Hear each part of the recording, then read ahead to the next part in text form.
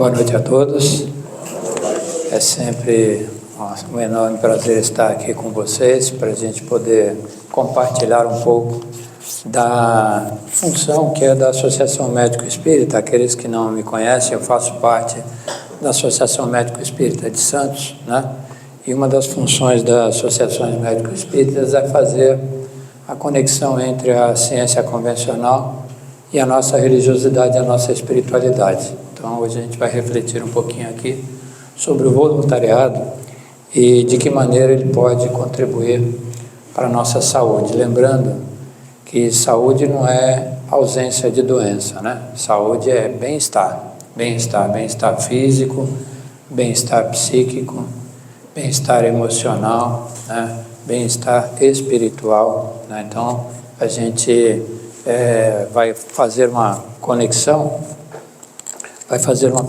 entre o voluntariado e esse conceito de saúde.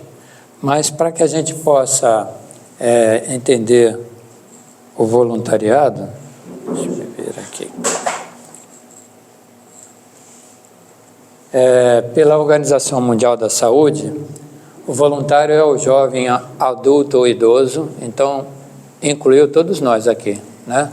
Jovens, adultos, idosos, que devido ao seu interesse pessoal, individual, a sua vontade, seu espírito cívico, dedica parte do seu tempo. Dedicar tempo é uma dádiva divina que nós recebemos na nossa vida encarnada, né? Tempo encarnado, ela transforma a nossa alma, o nosso tempo de encarnação.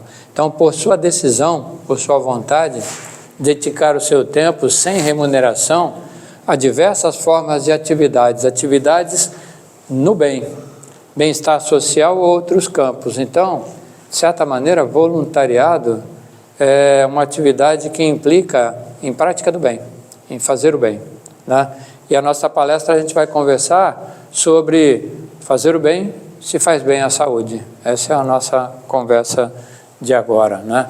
Então, essa é uma imagem que mostra o São Lucas, um dos autores de um dos evangelhos do Novo Testamento, né? O Evangelho de Lucas. Lucas escreveu o Evangelho por notícias. Ele mesmo não conviveu com Jesus, não viveu simultaneamente com a experiência de Jesus, mas ele entrevistou aqueles que conviveram com Jesus. Inclusive, conviveu por um tempo com Maria para conversar a respeito do filho dela, né? Então, o Evangelho de Lucas. E esse é um livro do Caibá Schutel, que diz de Vida e Atos dos Apóstolos, em que ele vai fazer uma análise de um dos livros que a gente tem no Novo Testamento, que é o Atos dos Apóstolos. E na argumentação do Caibá Schutel, quem escreveu esse livro do Novo Testamento, Atos dos Apóstolos, foi Lucas, o mesmo Lucas do Evangelho, né? E a gente vai navegar um pouquinho sobre o Ato dos Apóstolos. Então, esse livro, Atos dos Apóstolos, o Lucas começa assim: fiz o primeiro tratado, Teófilo, né? Teófilo parece ser uma pessoa, como se ele estivesse conversando com uma pessoa, mas na verdade, na origem da palavra, Teo, a origem, Deus, e Filo, amigo de Deus. Então ele está falando para todos, da época e de agora. É uma notícia que permeia a eternidade, né? Então, ele está dizendo assim, quando ele começou a escrever o livro Atos dos Apóstolos, eu fiz um primeiro tratado acerca de tudo que Jesus começou. Então, ele está falando do Evangelho de Lucas, né? Que é o tratado que contou tudo que Jesus começou, não só a fazer, mas a ensinar. Até o dia em que foi recebido em cima, depois de ter dado mandamentos pelo Espírito Santo aos apóstolos que escolheram. Então ele está dizendo assim: eu acompanhei, por relatos, a passagem de Jesus entre nós, até a ascensão, né? E a partir daí, desse introdutório, ele está lembrando a gente que ele contou para nós desse momento que Jesus estava na montanha, fazendo um sermão, o Sermão da Montanha, falando para muitos, não só para os discípulos, falando para nós, para todos. Disse que Mahatma Gandhi, refletindo sobre o Sermão da Montanha, falou assim: se nós perdêssemos toda a literatura que fala de religiosidade e espiritualidade, mas não perdêssemos o Sermão da Montanha, nós não teríamos perdido nada. O Sermão da Montanha é aquele que fala das bem-aventuranças, né? Bem-aventurados os pobres de espírito, os humildes, bem-aventurados os aflitos que serão consolados, fala das bem-aventuranças, né? E mais um monte de outras lições que nos oferece Jesus para todos, e vale a pena a gente reler esse momento do Evangelho, que tem no Evangelho de Lucas, tem no Evangelho de Mateus, tem no Evangelho de João, né? Que conta para nós esse momento, Jesus na montanha lá, falando para milhares de pessoas, e continua falando até hoje, se nós aproveitarmos para ouvir, né? Ele conta da conversa agora de Jesus, o ensinamento de Jesus, para um grupo mais seleto. Essa é uma parte do afresco de Leonardo da Vinci, em que mostra a última ceia. Então, na última ceia, Jesus passou ensinamentos para os seus apóstolos, para os 12 apóstolos, né? Ensinamentos mais aproximados. No Sermão da Montanha, ele ensinou para a gente que a gente deve amar ao próximo como a si mesmo. Na conversa com os apóstolos, ele falou assim: nós precisamos amar ao próximo como eu vos amei. Jesus, no Espírito perfeito, de luz puro, vem até a terra, nas condições que foram aquelas condições que ele veio, né? E amou, exemplificando como a gente deve conduzir a vida a cada um de nós. E continua ainda, né? É o nosso governador do planeta. E também Lucas conta para a gente, no Evangelho de Lucas, a passagem do Calvário. Ou seja, perguntado o Kardec para os espíritos, quem é o nosso modelo e guia para a gente seguir? A resposta veio simples: Jesus é o nosso modelo e guia para nós seguirmos. Se ele é modelo de como conduzir as nossas vidas, na vida dele como modelo, ele passou pelo Calvário. Passou por esse momento que para nós muitas vezes é momento de transformação, de trazer valores para a nossa essência, para a nossa alma. Muitas vezes envolvendo nisso daí sofrimento. Bem-aventurados os aflitos que serão consolados, né? Então, Lucas contando para a gente que Jesus também, depois da crucificação, reapareceu para os seus discípulos. A primeira a vê-lo foi Maria Madalena, né? Ela inclusive queria tocá-lo, ele falou: não, ainda não estou pronto para que possa ser tocado. E aí vai, dê notícia para os discípulos que eu estou de novo aqui com vocês. Ficou mais 40 dias com eles, né? E inclusive foi procurar Pedro. Pedro foi aquele que na última ceia falou assim, que Jesus disse que ele passaria pelo Calvário. Ele falou: não vamos deixar isso acontecer, não vou deixar isso acontecer de jeito nenhum. E aí Jesus falou para ele: Pedro, fica tranquilo, antes do galo cantar três vezes, antes do galo cantar, você vai me negar por 3 vezes. E foi exatamente o que aconteceu quando eles pegaram Jesus para levar para a crucificação. E desiludido com a perda do mestre, Pedro juntou os amigos que pescavam, que eram pescador, e foi pescar, né? Largou todo aquele ensinamento que Jesus tinha passado para ele e deixou de ser discípulo de Jesus naquele momento. E Jesus foi procurá-lo quando ele estava pescando, encontrou com ele e está aí fazendo uma pergunta para Pedro, que é assim: Pedro, tu me amas? E a resposta de Pedro: claro que eu amo, Senhor. E além disso ele dizia assim: Jesus, então apacenta minhas ovelhas, cuida das minhas ovelhas. E ele perguntou isso 3 vezes para Pedro, como se estivesse dando para a gente um exemplo. Nós erramos, faz parte da nossa natureza errar, tomar decisões inadequadas, mas o perdão e a misericórdia permeia a bondade e a justiça divina, né? Então, as 3 vezes que Pedro negou, foram as 3 vezes que ele teve a oportunidade de dizer que amava Jesus e que iria cuidar das suas ovelhas, apacentar as suas ovelhas. O próprio Pedro, no final de sua existência aqui na terra, nessa vez, ele disse assim: o amor cobre uma multidão de pecados. E a gente está falando agora de voluntariado, a gente está falando de fazer o bem, a gente está falando de amar ao próximo. Cobre uma multidão de pecados, né?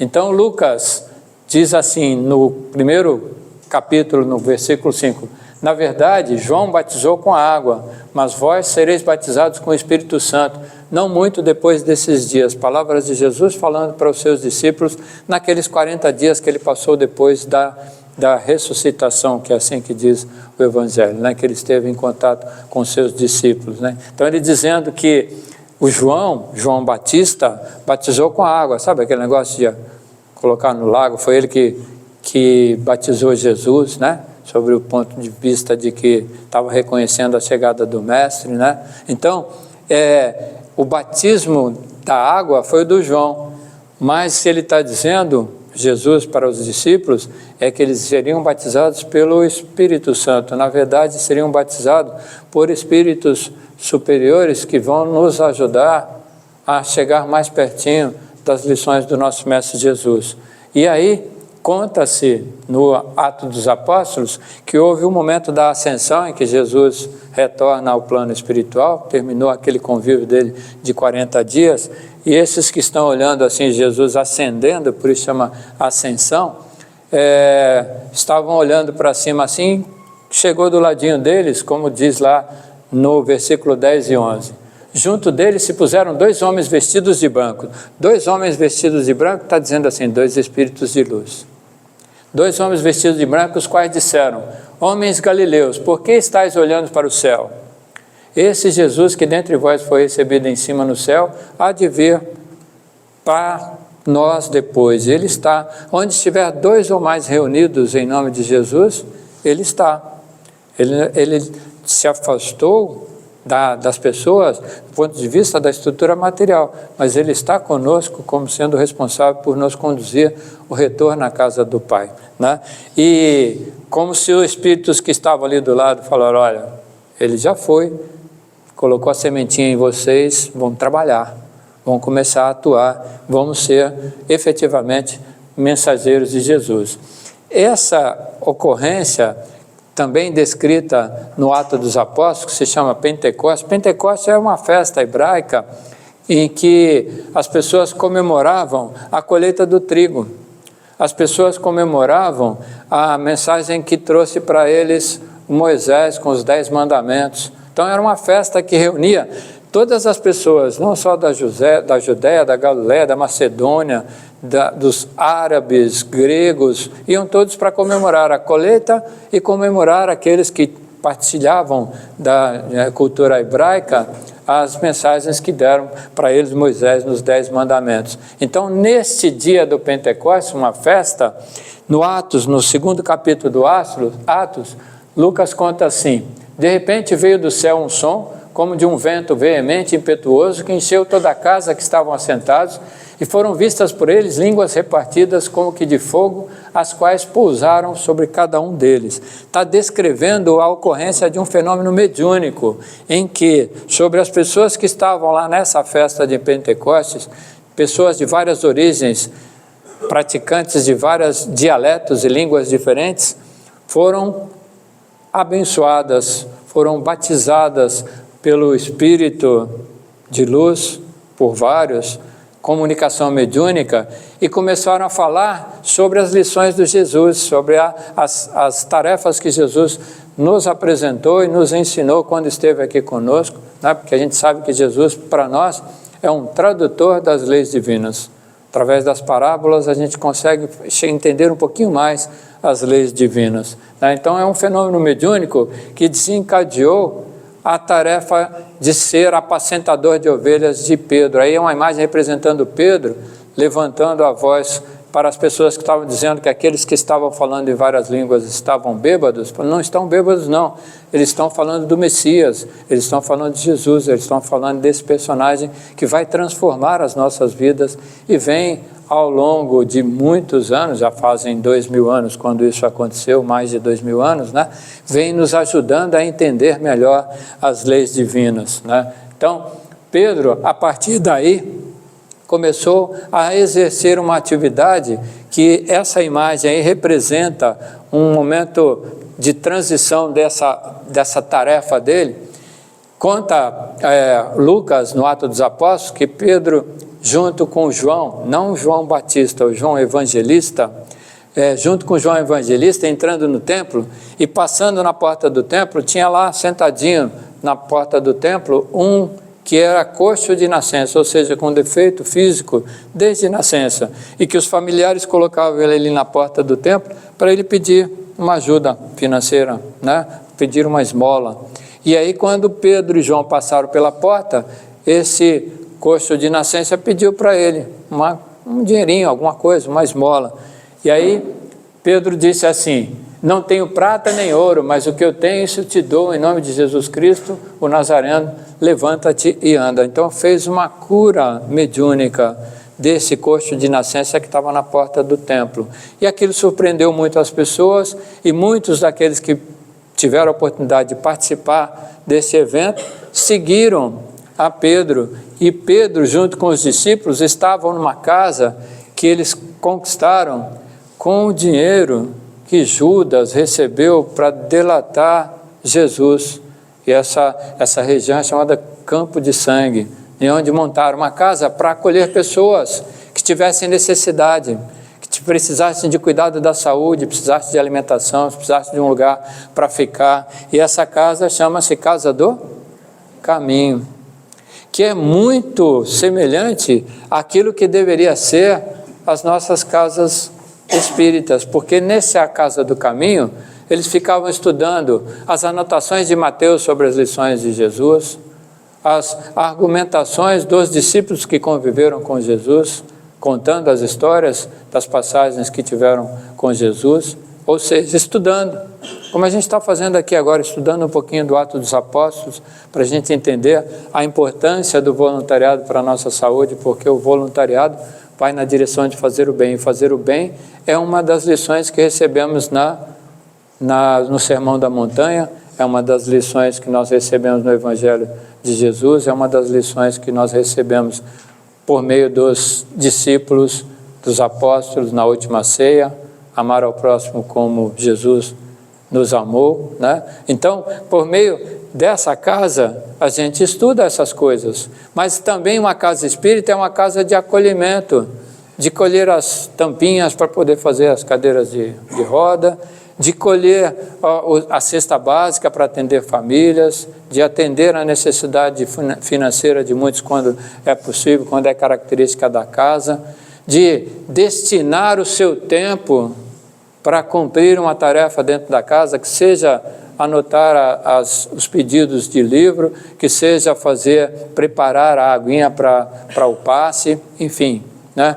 Tarefas não faltam para a gente se envolver. E a Casa do Caminho é esse exemplo de como fazer o bem e como usar o recurso para fazer o bem. No Evangelho segundo o Espiritismo para nós, ele é o cristianismo redivivo. É você ter a oportunidade de reinterpretar as lições de Jesus, e o Evangelho segundo o Espiritismo cumpre essa função. E no capítulo 15, que é o Fora da Caridade não há salvação, a mensagem que está grifada lá em vermelho tem exatamente esse título, Fora da Caridade não há salvação, e quem escreveu, o Espírito que escreveu essa mensagem, que mandou essa mensagem, que Kardec, trabalhando com os médicos com quem trabalhou, colocou essa mensagem no Evangelho segundo o Espiritismo, no capítulo 15, Fora da Caridade não há salvação, foi esse que está representado aí, que é Paulo. Paulo, que era Saulo de Tarso que perseguia Jesus, que depois na estrada de Damasco percebeu quem era Jesus e aí se transformou em Paulo, apóstolo dos gentios, e difundiu todas as lições de Jesus por vários locais, não ficando só em Jerusalém, na Judéia, na Galiléia, né? Paulo, que escrevia muitas cartas quando estava preso, para poder formar grupos que estudassem as lições de Jesus, as chamadas igrejas, né? E aí, o que acontece? Nessa mensagem, o que diz para a gente Paulo, Fora da Caridade não há salvação?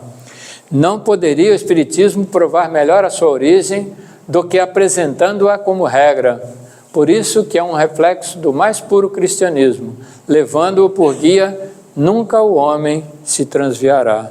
Então, Paulo nos ensinando, o Espiritismo é o cristianismo redivivo. Paulo nos ensinando que o Espiritismo tem como bandeira, fora da caridade não há salvação, a prática do bem, bem no próximo, né? A bandeira que a gente deve carregar como prática das leis divinas, né? Transformar o amor em movimento. Quando você faz uma atividade caritativa, você está transformando a sua capacidade de amar em movimento. Bom, isso aí vocês todos conhecem com certeza, né? Chico, o que ele disse a respeito desse assunto? Ele disse assim: se Allan Kardec tivesse escrito fora do Espiritismo não há salvação, fora do Espiritismo não há salvação, eu teria ido por outro caminho. Graças a Deus ele escreveu fora da caridade não há salvação, ou seja, fora do amor não há salvação. A palavra agape, ela serve tanto para caridade quanto para amor. E caridade nada mais é do que amor em movimento, né? Então, caridade, fazer o bem, né? Fazer o bem está envolvido com voluntariado. Então, envolver-se no voluntariado é você se envolver na prática do bem, voluntário, jovem, adulto, idoso, qualquer um. Destinar o seu tempo para usar o dom que você tenha em benefício de outro, benefício social, benefício espiritual, benefício emocional, sem remuneração, sem esperar que a sua mão esquerda não sabe o que está fazendo a sua mão direita. Faça de desapegado, sem esperar o reconhecimento. Então, voluntariado é fazer o bem. E fazer o bem faz bem para a saúde? Essa é a nossa pergunta. Então, estamos começando a nossa palestra, né? Fazer o bem faz bem à saúde? Aí, esse é um artigo publicado em 2020, um artigo de revisão da literatura. Quer dizer, os profissionais que fizeram o trabalho foram nos livros que publicam trabalhos relacionados à saúde e recuperaram, levantaram todos aqueles que falam do voluntário, trabalho voluntário, na condição física e mental de idosos. Se envolver no voluntariado, no trabalho voluntário, interfere na saúde física e mental de idosos. E eles levantaram vários artigos. Então, identificaram nesses vários artigos que envolver-se no trabalho voluntário diminui. Diminui o quê? Olha lá, hein? Diminui a mortalidade. Aqui, só nessa tela, tem aí 3, 6, 11 trabalhos que os autores identificaram que diminui a mortalidade. Aqui está a favor de diminuição da mortalidade. Opa, então vou me voluntariar já, né? Certo? Já estou perdendo tempo. Por que diminui a mortalidade? Porque mexe com a parte orgânica da gente. Diminui o estresse, melhora a pressão, controla melhor os distúrbios metabólicos, isso acaba refletindo na mortalidade. Diminui a desabilidade funcional. O que é desabilidade funcional? A dificuldade de você se levantar, a dificuldade de você se vestir, a dificuldade de você caminhar. Como você tem um compromisso envolvido no atendimento de pessoas, você tem um motivo para. E se a gente fica só paradinho no sofá, a gente enferruja. Aí a gente começa a não ter mais musculatura para fazer as coisas. E se eu estou sempre em movimento, isso favorece de manter um certo grau de desenvolvimento muscular e de reflexo, e isso acaba melhorando a desabilidade funcional que vem com a idade, certo? Então isso faz parte da nossa realidade, a musculatura vai atrofiando, as articulações vão ficando com uma limitação de movimentação, e se você está envolvido na atividade física, de ir até um local para fazer a roupinha da criança, para preparar o enxoval, para distribuir a cesta básica, você está saindo de casa, está tomando sol, está se movimentando, isso acaba favorecendo para a sua saúde. Então, esses autores identificaram isso daí. Além disso, diminui pressão sanguínea, controla mais as arritmias, diminui a necessidade de visitas a médico, e quando precisa internar por algum motivo, diminui o tempo de internação, né? Então, isso não são opiniões, são, vamos dizer, constatações, né? Analisando trabalhos que observaram esse desfecho. O idoso está envolvido com trabalho voluntário, como é que está a regulação da pressão sanguínea dele? Está melhor daquele que não está. Como é que está a questão dele em relação a precisar ir no médico? Está indo nas consultas regulares, mas não está precisando toda hora ir no médico. Sabe aquela história? Se eu estou lá quietinho em casa, não estou fazendo nada, aí começa a doer tudo, né? Aí dói a coluna, dói as costas, a gente começa a perceber mais sintomas e acaba nos levando mais vezes ao atendimento médico, né? Então, fazer o bem, se envolver no voluntariado, a ciência convencional está mostrando evidências de que ajuda a sua saúde, contribui para a sua saúde, né? Olha lá, o que acontece? Esse lado aqui é favorável a diminuir a depressão. Então, é favorável aos voluntários em relação a ter uma diminuição da depressão, porque uma vez o Chico, falando sobre esse assunto de fazer o bem, de fazer caridade, ele falou assim: maior caridade que você pode fazer é deixar alguém te ajudar. Olha que curioso, deixar alguém te ajudar? Sim, porque você está dando a oportunidade de a pessoa ter uma alegria muito grande de estar sendo útil para você, não é? E o que normalmente a gente faz? Não quero dar trabalho para ninguém, não é? Certo? Dê trabalho, né? Dê oportunidade de alguém te ajudar, né? E se você dá trabalho para alguém, você está dando função, você está dando oportunidade dela cuidando de você, se sentindo feliz de estar cuidando de você, se sentir feliz também você por você estar ajudando. Então é uma troca. Então os quadros de depressão, eles são menos intensos naqueles que estão envolvidos com o voluntariado por esse motivo, a alegria de você estar ajudando alguém. Outro motivo por que a depressão diminui: estou reclamando da minha vida, esse coitado que eu estou atendendo aqui está muito pior, e ele nem reclamando não está. Essa é uma forte indutor de diminuir a depressão quando você se envolve no voluntariado. Você para de reclamar das dificuldades que a vida te oferece, porque você percebe que tem pessoas com muito mais dificuldades do que você e estão conduzindo com bastante elegância, está seguindo um exemplo aí para te ajudar a diminuir quadros de depressão. Nesse outro trabalho também de 2020, ele está falando sobre um conceito que é neuroticismo. Neuroticismo é uma tendência a longo prazo de estar num estado emocional negativo e ansioso.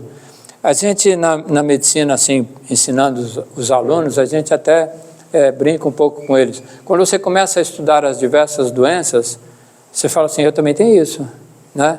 Eu também tenho ansiedade, eu também tenho depressão, eu também sou bipolar, eu também tenho... Você começa a identificar as coisas que você está estudando em você mesmo, né? Isso é muito natural. E o indivíduo que tem neuroticismo, ele tem um estado emocional negativo e ansioso, uma tendência, é um estado de espírito, uma tendência para... A gente se conhece assim muitas vezes e a gente conhece muitas pessoas que têm essa característica. Então, esse é o neuroticismo. Então, elas tendem, quem tem neuroticismo, a ter um estado de humor mais depressivo, sentimentos de culpa, inveja, raiva, ansiedade. Esse é o indivíduo que tem esse estado de humor do neuroticismo. E pessoas tendem a se envolver menos no voluntariado. Quem tem essa tendência mais negativa, mais depressiva, mais ansiosa, tem mais dificuldade de se envolver no voluntariado. Mas o trabalho que eles mostram é que voluntariados têm melhores desfechos de saúde, como a gente viu, e tem menos neuroticismo. Então, uma das formas de você mudar o seu estado de humor, nessa tendência ansiosa, depressiva, característica do neuroticismo, é você se envolver no voluntariado. Isso vai te transformando. A prática vai conseguindo transformar você. Praticar o bem vai transformar o seu estado de espírito e você dá um passinho adiante no aprimoramento da sua alma e da sua essência. Essa é a mensagem que nos traz esses autores. Então, essa é uma pergunta bem interessante para a gente fazer para nós mesmos, né? Fazer o bem faz bem a quem? Pelo que a gente está conversando. Para a gente mesmo. O primeiro beneficiado somos nós mesmos, porque a gente se envolve. Nós que somos profissionais da área da saúde, a gente tem uma vantagem, se souber aproveitar essa vantagem. A gente tem o nosso anjinho da guarda, todos nós temos, disso a gente não pode ter dúvida. Coitado, né? Acompanha a gente a vida toda, lutando para que a gente acerte. Nós temos.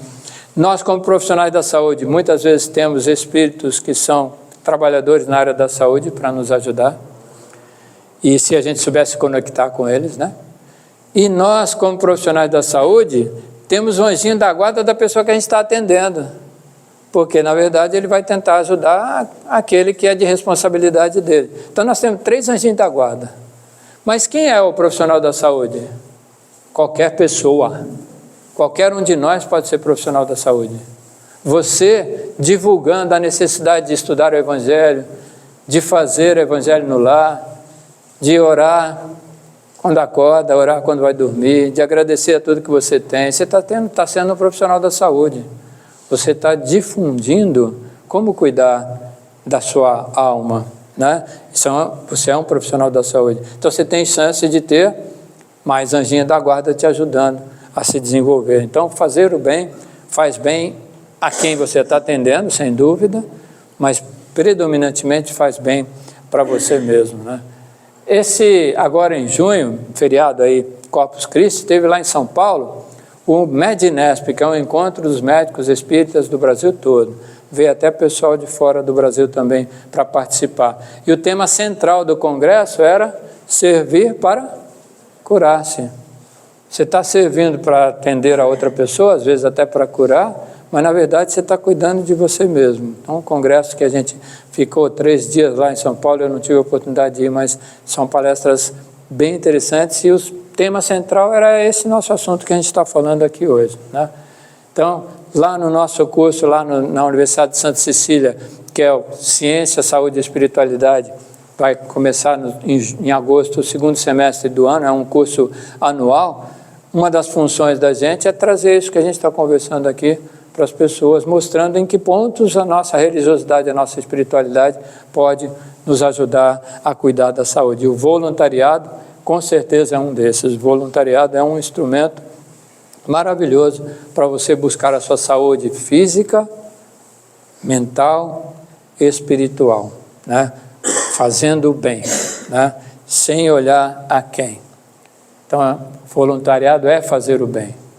E fazer o bem vai fazer bem para a sua saúde, né? Essa é a mensagem. No Evangelho de Mateus, capítulo 20, versículo 26, olha lá, Jesus falando para os seus apóstolos, estava na última ceia.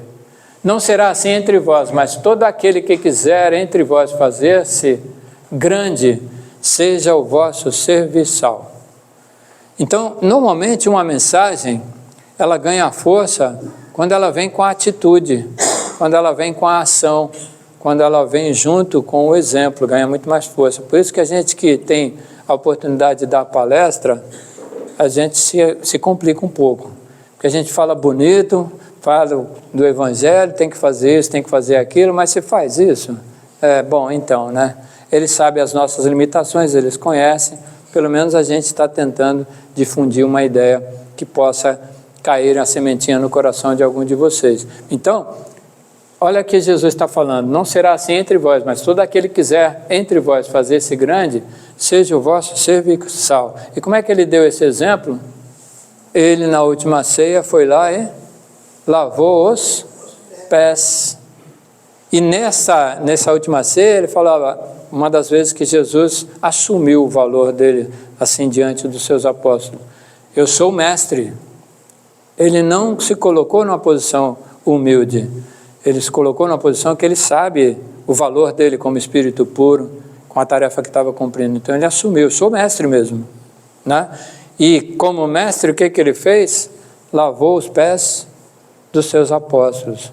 Não, João, até o Pedro até falou, não, você não vai, tem que lavar meu corpo todo. Ele falou, não, seu corpo já está. Porque para estar ali como apóstolo de Jesus, ele já tinha uma bagagem, né? Aqueles espíritos que estavam ali já tinham uma bagagem já para cumprir a função. E Jesus estava falando, eu estou lavando a base, estou lavando seus pés aqui para que você mantenha uma base firme. Sabe aquela história da casa na areia e da casa na rocha, né? Então, os pés são a nossa sustentação, eles nos conduzem pela nossa vontade aonde a gente quer ir. E se você quer ir na direção do aprimoramento da sua alma, ame a Deus sobre todas as coisas, com todo o seu sentimento, com todo o seu espírito, com toda a sua alma, e ame ao próximo, para nós, como a si mesmo, porque a gente ainda é muito, né, para nós. mas na recomendação de Jesus, ame ao próximo, como eu amei cada um de vocês e amo e não vou deixar escapar nenhum de vocês. Então, a mensagem é, se envolva no voluntariado. Tem muitos recursos, não precisa ser especialista em nada, só precisa ter vontade. Lavar bem os pés, firmar no chão, direcionar a vontade na direção de fazer o bem, que o melhor beneficiado, o maior beneficiado será você mesmo, né? Então, mais uma vez, muito obrigado por ter convidado eu estar aqui com vocês. Espero que vocês compartilhem um pouco dessa nossa conversa com quem você convive, sejam profissionais da saúde, digam que fazer o bem, se envolver no voluntariado, você está cuidando da saúde do próximo. Que Jesus nos abençoe e nos ampare. Muito obrigado.